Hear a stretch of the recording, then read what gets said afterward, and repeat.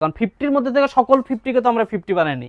50 ধরেন আমি যদি বলি ব্রাজিলে একটা গরু আছে গিরের সাথে হলস্টেইন ক্রস করে 50% গরু 127 লিটার একদিনে দুধ দিচ্ছে। আমাদের সাভার ডেইরি ফার্মে 50% গরু একদিনে 47 লিটার মতো দুধ দেওয়ার রেকর্ড আছে। অনেক খামারেরই আছে, কিন্তু আমরা সেগুলো রেকর্ড রাখি না, আমরা ভালো মন্দ যাচাই করি না, আমরা খালি একটা কমন ভাবে বলে বসে দিই 50 ভাই 50-র মধ্যে 5 লিটার হতে পারে, 50-র মধ্যে 100 লিটার হতে পারে। আপনি কোন 50 ব্যবহার করতেছেন তাকেই বুল বানাইতে হবে, যেই বুলটা গড়ে অ্যাটলিস্ট 15-20 লিটার গড়ে দুধ দেয়, এমন 50।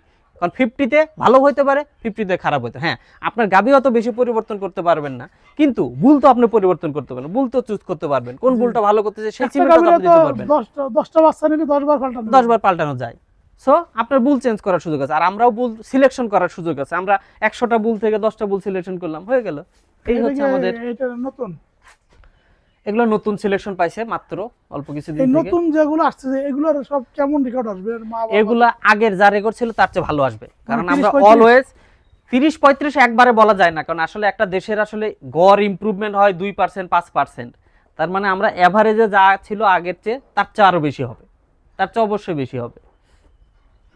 এবং একটা বৈশিষ্ট্য না, এখন আমরা আরো অনেকগুলো বৈশিষ্ট্য নিয়ে কাজ করি।